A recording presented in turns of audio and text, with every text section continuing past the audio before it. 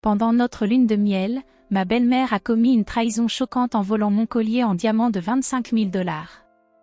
Lorsque nous sommes rentrés à la maison et que je lui ai demandé des explications, elle a explosé de colère. Elle m'a donné une violente gifle et m'a poussé contre le mur. À ma grande surprise, mon mari s'est rangé de son côté. Le cœur brisé, j'ai quitté la maison, en planifiant ma revanche. Il n'avait aucune idée que j'avais préparé une grande surprise qui allait tout changer. Je m'appelle Lisa, j'ai 30 ans, et je suis développeuse de logiciels, habitant à San Francisco. Quand je regarde en arrière, je peux encore me rappeler de l'excitation de mon jour de mariage, de l'espoir que j'avais pour l'avenir, et de l'amour que j'éprouvais pour James, mon amour de l'université. Nous nous sommes rencontrés pendant nos études et nous nous sommes rapprochés à travers les longues nuits de révision et les rêves partagés de ce que serait notre vie. Je pensais avoir trouvé mon partenaire idéal, mais comme on dit, le chemin vers le bonheur véritable n'est pas toujours sans obstacle. Peu après nos vœux, j'ai réalisé que mon conte de fées commençait à s'effondrer. Les premiers signes de problème étaient subtils, comme une fuite lente dans un pneu qui empire jusqu'à vous laisser en panne au bord de la route. La coupable ? La mère de James, Martha. Martha, une femme d'une 50aine d'années, avait élevé James seule et avait toujours été extrêmement protectrice envers lui. J'avais déjà vu cette dynamique lorsque nous étions en couple. Elle l'appelait plusieurs fois par jour, voulant savoir où il était et lui demandant son avis sur tout. Je pensais que c'était juste une particularité de leur relation, quelque chose que je pourrais tolérer. Après tout, l'amour, c'est aussi faire des compromis, non ? Mais dès que nous nous sommes mariés, son ingérence est devenue bien plus envahissante. Presque immédiatement, Martha a commencé à critiquer mes choix, tout, depuis la façon dont j'avais décoré notre maison jusqu'au repas que je préparais. Je me souviens d'une fois en particulier, lorsqu'elle est apparue à l'improviste et m'a trouvé en train d'essayer une nouvelle recette. « Qu'est-ce que tu cuisines, Lisa ? » ?»« Ça a l'air horrible, » a-t-elle dit avec un air dédaigneux, comme si elle inspectait une expérience scientifique ratée. « Je suis juste en train d'essayer une nouvelle recette de pâtes, Martha, » répondis-je, en essayant de garder ma voix calme. « Ce n'est pas un peu trop riche ? Tu devrais te contenter de quelque chose de plus simple, » répliqua-t-elle, en secouant la tête. Je sentis mes joues rougir de honte, mais j'essayais de l'ignorer. Je me rappelais sans cesse qu'elle faisait de son mieux, même si parfois il semblait qu'elle essayait de me démolir. Au fil des semaines qui se transformaient en mois, ses visites devinrent plus fréquentes et moins bien accueillies. Elle arrivait sans prévenir, utilisant un double des clés que je ne savais même pas qu'elle avait. J'entrais dans notre salon et la trouvais en train de réarranger les meubles comme si c'était chez elle. Cela donnera un meilleur flux pour l'espace, disait-elle, en agitant la main d'un air dédaigneux. Quand j'exprimais mes réticences, la tension entre Martha et moi s'accentuait, et James semblait de plus en plus distant. À chaque tentative de discussion, il balançait des phrases comme « Tu sais comment est ma mère ?» « Essaie juste d'être patiente. » C'était exaspérant. Comment ne voyait-il pas l'impact de son comportement sur moi ?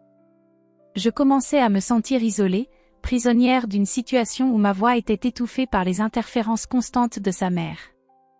L'amour que je ressentais pour James s'effaçait sous le poids de la frustration et de la douleur. Puis un jour, James proposa que nous partions en lune de miel à Hawaï pour nous reconnecter et fuir ce chaos. Une vague de soulagement m'envahit.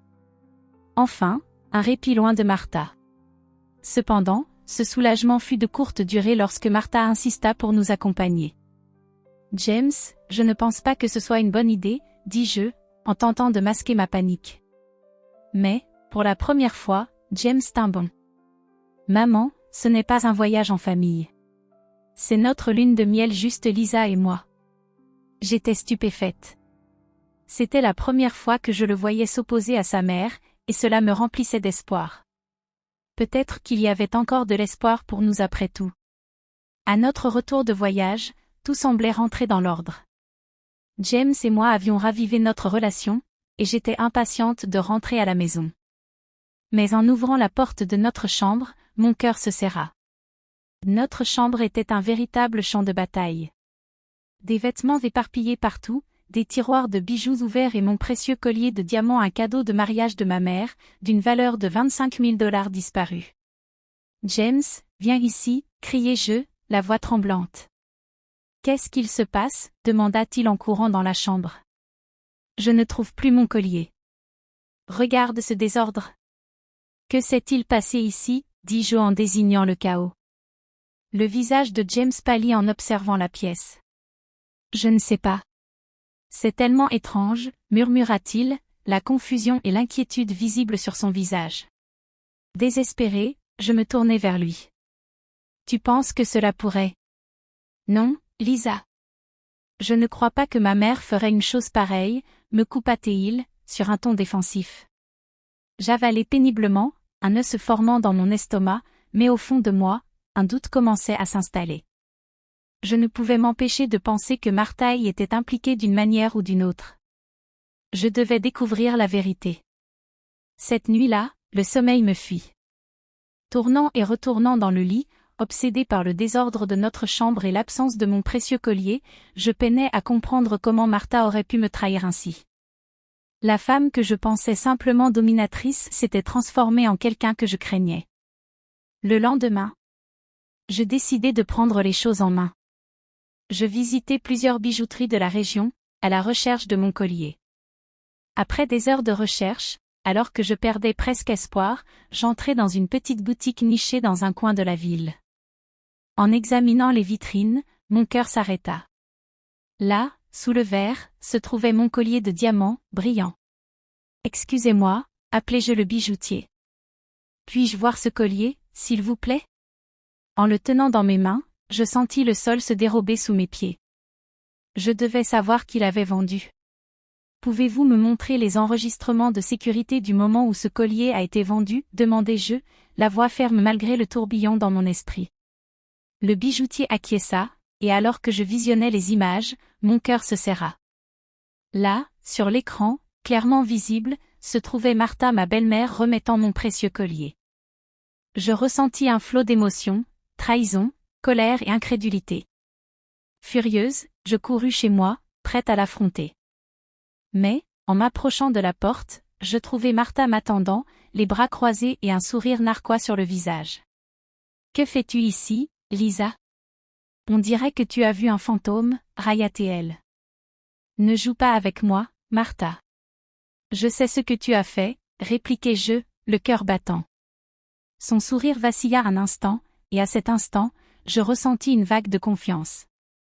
J'avais la preuve. Mais ce qui arriva ensuite allait tout changer. J'étais prête à affronter la femme qui avait causé tant de dégâts dans ma vie. Je n'avais juste pas mesuré à quel point la trahison était profonde. Debout dans l'encadrement de la porte, je pris une profonde inspiration, essayant de rassembler mes pensées. La présence de Martha était étouffante, et je sentais la colère bouillonner en moi comme un volcan prêt à entrer en éruption. Jamais je n'aurais imaginé que confronter ma belle-mère pourrait ressembler à ça, comme si j'entrais sur un champ de bataille où les enjeux étaient énormes. « Lisa, pourquoi tu me regardes comme ça? Si tu as quelque chose à dire, dis-le tout de suite, » lança Martha d'un ton empreint de sarcasme. « Finissons avec les jeux, Martha.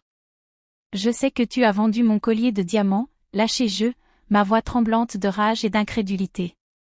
Je t'ai vu sur les caméras de la bijouterie. » Son expression changea instantanément. Le sourire arrogant disparut, remplacé par un éclat de colère. « Comment oses-tu m'accuser de vol ?» répliqua-t-elle, sa voix montant d'un cran. « Tu as toujours eu une imagination débordante, n'est-ce pas? Je n'imagine rien. Tu as pris quelque chose qui ne t'appartient pas, et il est temps que tu l'admettes, rétorquai-je, avançant d'un pas, refusant de laisser ces tactiques d'intimidation m'atteindre cette fois. Les yeux de Martha se plissèrent alors qu'elle s'approchait de moi, envahissant mon espace personnel. « Tu penses pouvoir débarquer dans ma maison et me lancer des accusations? Tu es jalouse parce que j'ai élevé James seul et qu'il tient encore à moi. Tu ne seras jamais aussi importante que sa mère, » cracha-t-elle, sa voix pleine de venin. Être sa femme ne signifie pas que je suis moins importante. Tu dois comprendre que je fais aussi partie de cette famille. Mais tu agis comme si je n'étais qu'une nuisance, répondis-je, mon cœur battant à tout rompre. Je ressentais un besoin irrépressible de me défendre, de lui faire comprendre que cette fois-ci, je ne reculerais pas. Soudain, James entra par la porte, un sac de course à la main. En nous voyant là, au milieu de cette tension palpable, il lâcha le sac et se précipita vers nous. Que se passe-t-il? On dirait que vous allez vous étriper. Martha m'a menti, James. Je sais qu'elle a vendu mon collier, et j'en ai assez de faire semblant que tout va bien, dis-je, ma voix s'élevant. Je me tournai vers lui, désespéré de trouver son soutien. Tu dois me croire. J'ai des preuves. James regarda tour à tour sa mère et moi, visiblement confus. Maman, est-ce vrai? Demanda-t-il, sa voix tremblante. Je n'ai rien fait. Lisa essaie de semer la discorde parce qu'elle n'accepte pas que je fasse toujours partie de ta vie, intervint Martha, levant les mains en signe de défense. Le regard de James passait de sa mère à moi, et je pouvais voir l'agitation dans ses yeux. J'ai besoin de comprendre ce qui s'est passé. Que s'est-il exactement passé? Demanda-t-il, tentant de gérer la situation. Je pris une profonde inspiration, mon cœur battant la chamade. J'ai retrouvé le collier dans un magasin de prêt sur gage, James. J'ai la vidéo. Ta mère l'a vendu. Alors que nous étions en voyage de noces, expliquai-je rapidement, les mots jaillissant sans fin. James se tourna vers Martha, qui maintenant transpirait visiblement, sa façade se fissurant. C'est vrai? Tu as vendu le collier de Lisa? Demanda-t-il, haussant la voix. Je l'ai emprunté, bafouilla-t-elle, tentant de changer la version des faits. Je pensais qu'il traînait. Je ne voulais pas causer de problème. Emprunter? Ce n'est pas emprunter quand tu le vends, criai-je, ma frustration éclatant. Tu l'as volé. Tu savais combien ce collier comptait pour moi. Arrêtez de crier, toutes les deux, cria James, sa voix résonnant dans le hall d'entrée. Ça n'arrangera rien. Maman, pourquoi tu as fait ça? C'était une erreur, répondit Martha, adoptant un ton défensif. Je pensais que c'était juste un vieux bijou oublié. Je ne savais pas que cela avait une valeur sentimentale. Assez de tes excuses, m'écriai-je. Tu n'as cessé de me manquer de respect depuis le premier jour. J'ai essayé d'être patiente, mais là, tu as dépassé toutes les limites. Le silence de James était assourdissant. Je me sentais comme au bord d'un précipice, attendant qu'il me retienne ou qu'il me laisse tomber.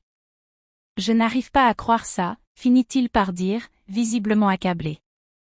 Maman, tu dois comprendre que ce que tu as fait est inacceptable. On doit trouver comment arranger les choses. Arranger les choses? Comment allons-nous arranger les choses si elle montre clairement qu'elle ne me fait pas confiance, dis-je, désignant Martha. Je suis fatiguée d'être la seule à devoir céder. Tu dois faire un choix. Les yeux de Martha s'assombrirent de colère alors qu'elle faisait un pas en arrière, son expression devenant plus dure. Tu crois pouvoir entrer dans notre famille et imposer tes exigences? Tu n'es rien sans mon fils. Cette phrase me frappa comme une gifle, et je sentis les larmes menacer de couler. Je ne suis rien. Je suis sa femme, et je mérite ton respect. James regarda tour à tour sa mère et moi, visiblement partagés. J'ai besoin de temps pour réfléchir, dit-il finalement, d'une voix basse. Je ne peux pas gérer ça maintenant. Sur ce, il se retourna et s'éloigna, me laissant seule avec Martha. La tension restait palpable, dense et oppressante. Une vague de désespoir m'envahit, sachant que les choses étaient arrivées à un point de non-retour. Ton mari est faible, Lisa, ricana Martha, sa voix pleine de mépris. Tu ne gagneras jamais cette bataille. Je serai toujours sa mère. À cet instant, je sus que je ne pouvais plus rester dans cet environnement toxique. Je me sentais comme une marionnette, et il était temps de couper les ficelles. Je devais retrouver ma vie, mon identité et ma dignité. Avec cette pensée, je me retournai et partis, déterminé à trouver un moyen de rendre justice à la trahison que j'avais subie. Quitter James et Martha dans ce moment tendu fut l'une des décisions les plus difficiles de ma vie. J'avais l'impression d'abandonner mon mariage, mais je savais que rester ne mènerait qu'à plus de souffrance. En conduisant vers la maison de ma mère, mon cœur battait fort, entre peur et détermination. Je ne pouvais pas laisser la trahison de Martha impunie. À mon arrivée, ma mère était dans la cuisine, fredonnant en préparant le dîner. L'odeur de sa fameuse lasagne remplissait l'air, et pendant un bref instant, je me sentis réconfortée. Mais le poids de mes problèmes me rattrapa alors que je lui racontais les événements de la journée. « Oh, ma chérie, je suis désolée que tu passes par là, » dit ma mère, ses yeux emplis d'inquiétude. « Tu mérites bien mieux. »« Je dois faire quelque chose à ce sujet, maman. »« Je ne peux pas simplement la laisser s'en tirer, » répondis-je, d'une voix ferme. « Je vais la dénoncer à la police. » Le visage de ma mère reflétait ma propre détermination. « Si c'est ce que tu penses être le mieux, alors je te soutiens. Nous allons rassembler toutes les preuves dont tu as besoin. » Cette nuit-là, nous avons examiné la vidéo de la bijouterie et dressé une liste de tout ce qui s'était passé. J'ai documenté mes conversations avec James, soulignant à quel point il avait été méprisant face au comportement de Martha. Je me sentais renforcée, comme si je reprenais enfin le contrôle de ma vie. Le lendemain, j'ai contacté le poste de police local et pris rendez-vous pour signaler le vol. En me préparant pour cette rencontre, je ressentais un tourbillon d'émotions, nervosité, colère, mais aussi un sentiment de détermination. Je n'étais plus l'épouse silencieuse que l'on pouvait bousculer. J'étais prête à me défendre. Lorsque je suis arrivée au commissariat, un agent m'a accueillie et m'a conduite dans une petite salle pour discuter du cas. Je lui ai montré la vidéo de Martha en train de vendre le collier et lui ai expliqué la situation. Il m'a écoutée attentivement, hochant la tête pendant que je parlais. « C'est une affaire sérieuse, mademoiselle Miller. Le vol n'est pas pris à la légère ici. Nous devrons enquêter davantage, mais je vous assure que nous ferons tout notre possible pour vous aider, » a-t-il dit d'un ton rassurant. J'ai ressenti un soulagement en quittant le commissariat. J'avais fait le premier pas vers la justice, et j'avais l'impression qu'un poids venait de se lever de mes épaules. J'étais déterminée à aller jusqu'au bout, peu importe les difficultés. Dans les jours qui suivirent, la police travailla avec diligence sur mon affaire, collectant des preuves et contactant les magasins de prêt sur gage de la région. Ils ont réussi à confirmer la vente de mon collier et ont également découvert d'autres détails indiquant les comportements douteux récurrents de Martha. Un après-midi, alors que j'étais assise à la table de la cuisine de ma mère, mon téléphone a sonné. C'était l'agent avec qui j'avais parlé auparavant. « Mademoiselle Miller, nous avons réuni suffisamment de preuves pour procéder à une arrestation. Souhaitez-vous être présente lorsque nous arrêterons votre belle-mère » m'a-t-il demandé. J'ai hésité un moment, le poids de la situation me frappant, mais je me suis rappelé combien Martha m'avait fait souffrir, comment elle s'était immiscée dans ma vie et avait manqué de respect à mon mariage. « Oui, je veux être là » ai-je répondu, d'une voix ferme. Le jour suivant, je me suis rendue sur les lieux où l'arrestation de Martha devait avoir lieu. Mon cœur battait à tout rompre alors que j'attendais, l'anxiété bouillonnant sous la surface. Je n'arrivais pas à croire que tout cela arrivait. Ma belle-mère, celle qui aurait dû me soutenir, allait enfin faire face aux conséquences de ses actes. Lorsque la police est arrivée, ils se sont approchés de Martha alors qu'elle sortait de chez elle, son arrogance habituelle disparaissant. J'observais de loin, le cœur battant. « Martha Hélène, vous êtes en état d'arrestation pour vol » annonça l'agent, et j'ai ressenti une vague de triomphe m'envahir. C'était la justice. Alors qu'il la menottait et l'emmenait, je suis restée là, observant son monde s'effondrer. J'ai réalisé que j'étais enfin libre des chaînes qui me retenaient et, à cet instant, je me sentais puissante. Je n'étais plus la victime. J'étais une survivante, prête à reprendre ma vie en main. Le jour de l'arrestation de Martha a marqué un tournant dans ma vie. Je l'avais affrontée et repris le contrôle de ma propre histoire.